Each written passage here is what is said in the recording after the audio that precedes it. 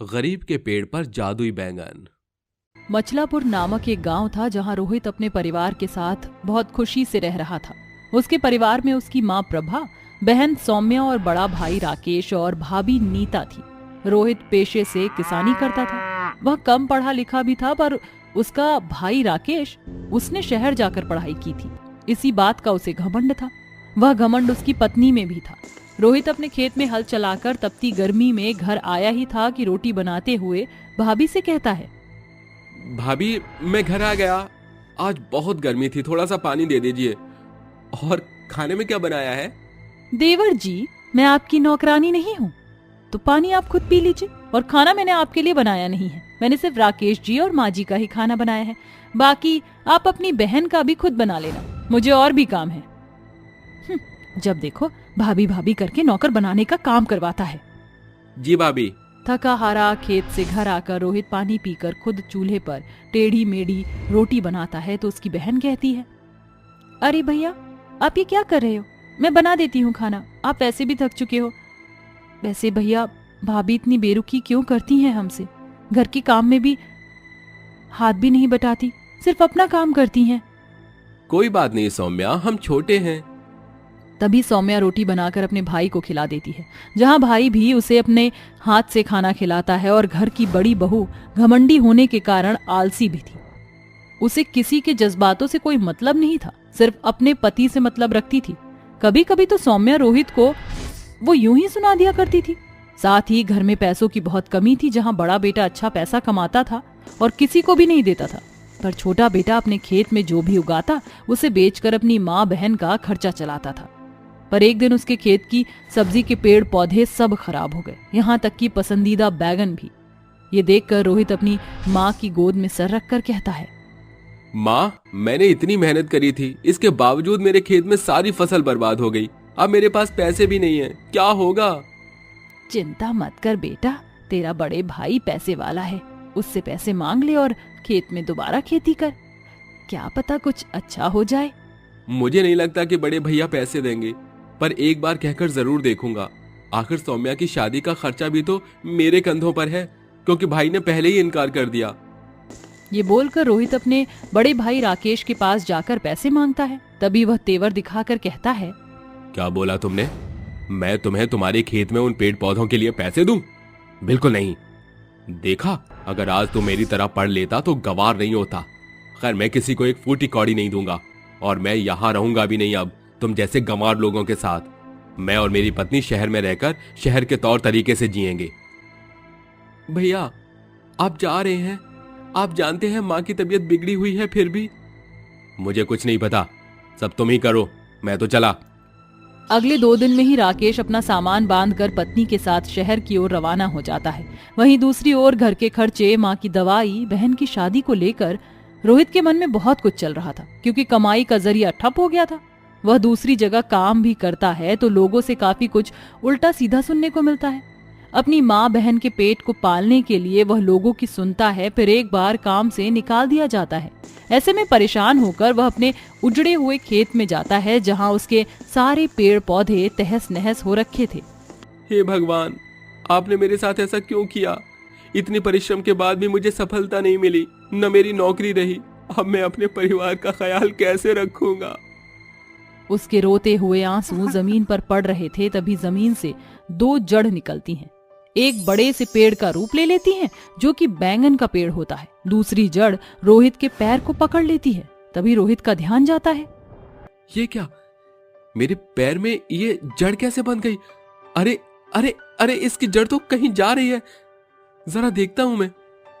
अपने पैरों में से वो जैसे जैसे जड़ निकालता है और धीरे धीरे उस जड़ की पहुंच तक पहुंचता है, तो सामने देखता है कि उसके खेत में एक बड़े से बैंगन का पेड़ है, जिसे देखकर वो कहता है, अरे, मेरे खेत में सब कुछ उजड़ गया था, ये इतना बड़ा पेड़ कैसे आया? और इस पर तो बहुत सारे बैंगन भी हैं। रोहित चमचमाते बैंगन को देखकर 2 बैंगन तोड़ता है, जिसके तोड़ते ही वहां 2 नए बैंगन आ जाते हैं और अचंभित होकर कहता है, अरे बाप रे बाप, ये क्या? बैंगन तोड़ने के बाद दोबारा बैंगन आ गए? कहीं ये जादुई बैंगन का पेड़ तो नहीं है? तभी जादुई बैंगन पेड़ खुशी से झूम कर कहता है, तुमने बिल्कुल ठीक पहचाना, मैं एक जादुई बैंगन का पेड़ हूँ। तुम इतने हताश परेशान थे कि तुम्हारे आंसुओं से मैं पिघल गया और मेरी जड़ जमीन से निकलकर एक बड़े जादुई बैंगन के पेड़ में तब्दील हो गई। अब तुम जितने मर्जी चाहो इस बैंगन को तोड़ सकते हो, ये कभी खत्म नहीं होंगे, न खराब होंगे। इन्हें बेचकर तुम अपने घर की सारी स्थिति ठीक कर सकते हो। अरे सच में? मुझे तो यकीन ही नहीं हो रहा। मेरी मदद करने के लिए बहुत बहुत शुक्रिया। फिर रोहित जादुई बैंगन को तोड़कर अपने गमछे में रखता है। तभी पेड़ पर और बैंगन आ जाते हैं। जादुई बैंगन पेड़ का शुक्रिया अदा करके वो घर पर बैंगन ले जाता है। ये देखकर माँ और बहन कहती हैं, भैया इतने सारे बैंगन कहाँ से लाए? तुम पर तो पैसे नहीं थे। हाँ बेटा, बताना, अभी तक तो तेरे हाथ खाली थे, अचानक कैसे भर गए? माँ ये समझ लो भगवान ने हमारी सुन ली। मेरे खेत में जादुई बैंगन का पेड़ उगा है, जिससे अब हम अच्छी जिंदगी काटेंगे। सौम्या, तुम बैंगन का भरता और बैंगन के पकौड़े चाय के साथ बना दो। उसके बाद मैं मंडी में बैंगन का इतना सस्ता दूंगा कि पूरे बाजार में कोई बेच नहीं रहा होगा। इससे सभी लोग मेरे बैंगन खरीदेंगे। अरे वाह बेटा, ये तो बहुत अच्छी तरकीब है। कुछ ही देर बाद तीनों मिलकर बैंगन के पकौड़े का नाश्ता करते हैं। उसके बाद रोहित मंडी में ढेर सारे बैंगन लेकर बेचने के लिए निकल जाता है। बैंगन ले लो, बैंगन 10 रुपए किलो, सस्ते ताजा ताजा बैंगन ले लो। बड़े बैंगन, छोटे बैंगन, बनाओ इसका भरता, पकौड़ा, सब्जी, अचार। बैंगन बैंगन। अरे आप तो बहुत सस्ते बैंगन दे रहे हो, जरा 1 किलो दे दीजिए। क्या इतने सस्ते बैंगन? मुझे तो 2 किलो दे दीजिए भाई साहब। ये लीजिए आपके बैंगन। कुछ ही देर में एक एक करके रोहित के सारे बैंगन खत्म हो जाते हैं। वह दोबारा से जादुई पेड़ से बैंगन तोड़कर लाता है और मंडी में बेचता है। सस्ते के कारण फिर से बैंगन खत्म करके वह अपने घर लौट आता है, जहां उसकी पहली कमाई बहुत ज्यादा होती है। इससे तीनों खुश हो जाते हैं। इसी तरह रोहित जादुई बैंगन पेड़ की मदद से रोज बैंगन बेचता है, जिससे उसे काफी मुनाफा होता है। 6 महीने बाद पैसे इकट्ठे करके वह अपनी बहन की शादी एक अच्छे घर में करा देता है। वहीं दूसरी ओर अपनी माँ का इलाज भी करवा देता है, जिसके बाद उसकी माँ स्वस्थ हो जाती है। तभी प्रभा कहती है, बेटा तूने अपने भाई के जितना पढ़ा लिखा ना होने के बाद भी इतनी परिश्रम और सफलता प्राप्त की है। मैं बहुत खुश हूँ और अपनी बहन की शादी भी कर दी। मैं भी ठीक हूँ। तू अपने ऊपर भी ध्यान दे, मैं भी अपनी बहू पर हुक्म चलाऊं। बड़ी बहू बेटों ने तो वो रूप दिखाया जो मैं कभी सोच भी नहीं सकती थी। क्या बोलूं माँ, आप ही कोई अच्छी सी लड़की देख लो जिससे मैं शादी कर सकूं। ठीक है बेटा। ये कहकर प्रभा रोहित के लिए लड़की ढूंढती है। वहीं दूसरी ओर रोहित जादुई बैंगन पेड़ से बैंगन को बेच देता है। उन पैसों से वह गरीब लोगों की मदद करता है और उन्हें भी खाने के तौर पर बैंगन बांट देता है। वह किसी को भी अपने घर से खाली हाथ नहीं भेजता था। शुभ मुहूर्त देखकर प्रभा अपने बेटे रोहित की शादी सुप्रिया नाम की सुशील लड़की से करा देती है, जिसके बाद सुप्रिया घर की सारी जिम्मेदारी संभालती है और रोहित एक अच्छा खासा व्यापारी बनकर खुशी खुशी रहता है। धामू बाजार में ठेले पर सब्जियां बेच रहा होता है। आलू ले लो, प्याज ले लो, टिंडे ले लो, हरी सब्जियां ले लो। आओ आओ भाई, आलू ले लो, प्याज ले लो, टिंडे ले लो। भाई साहब जरा आधी किलो आलू तो देना। हाँ हाँ बहन जी, ये लीजिए, अभी के अभी तोल देता हूँ। धामू आधी किलो आलू तौल देता है और उस औरत को दे देता है, जिसके बाद वह बाजार में ठेले को यहाँ से वहाँ ले जाकर लोगों को सब्जियां बेचता रहता है। इसी प्रकार उसका रोजमर्रा का खर्चा चल रहा था। शाम होते होते धामू कमाए हुए पैसों में से कुछ दवाइयां खरीदता है और घर को लौटने लगता है।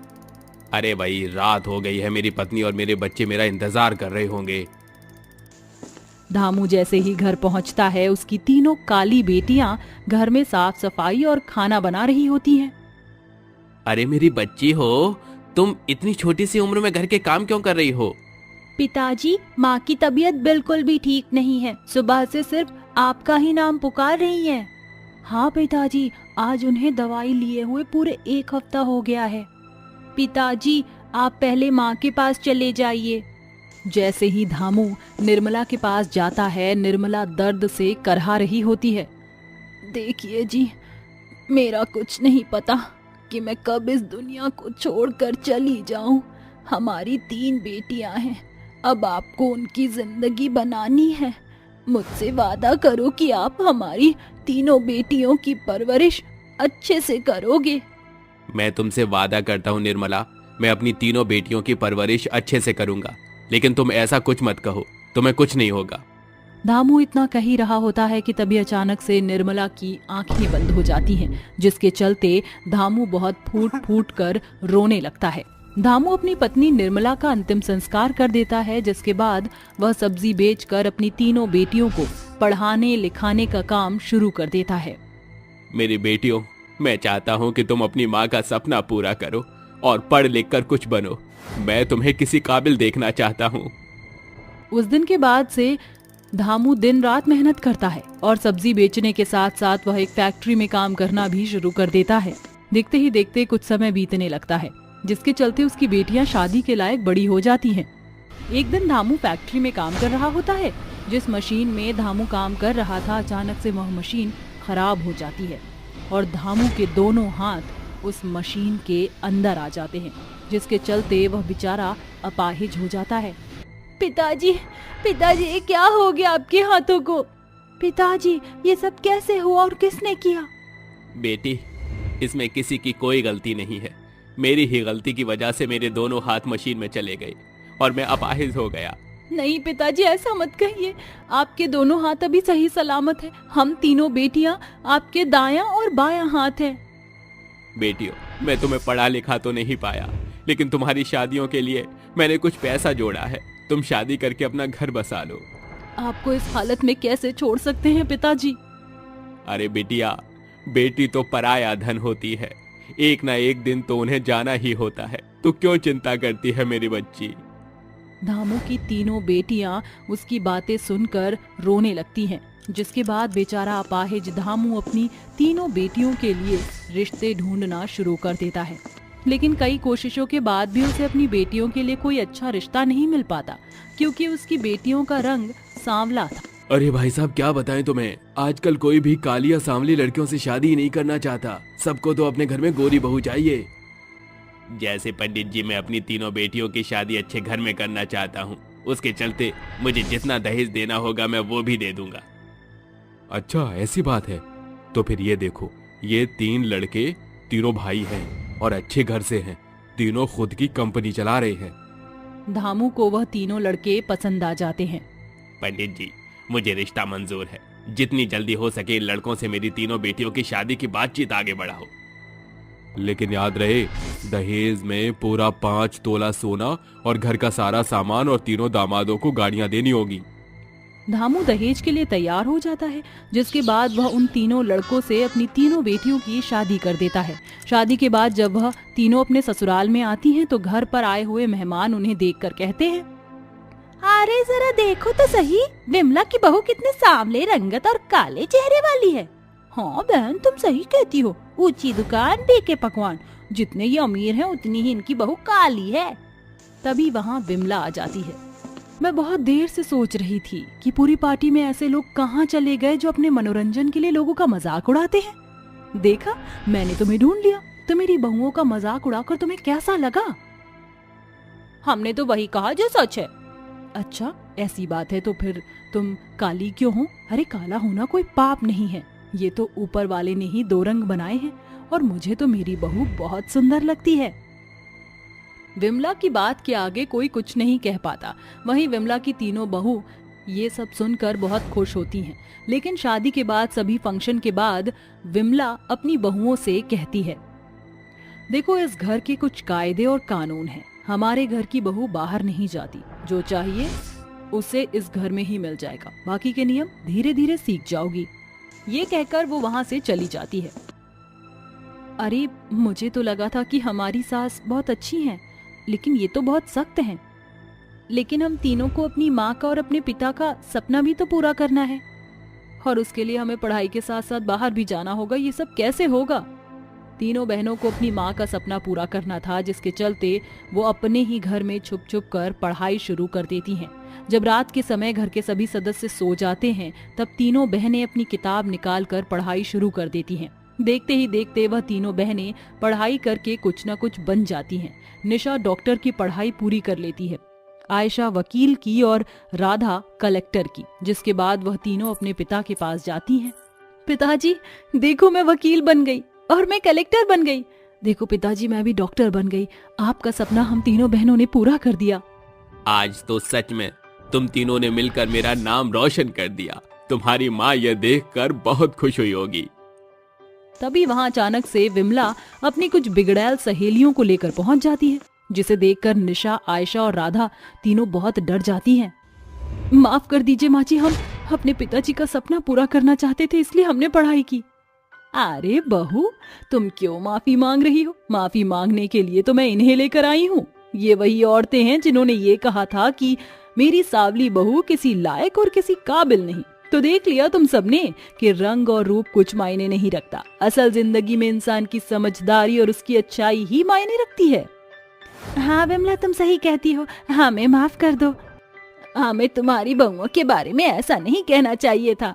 विमला अपनी तीनों बहुओं को गले से लगा लेती है और उन्हें फक्र से अपने घर वापस लेकर जाती है, जिसके बाद वह सभी एक साथ खुशी खुशी रहने लगते हैं।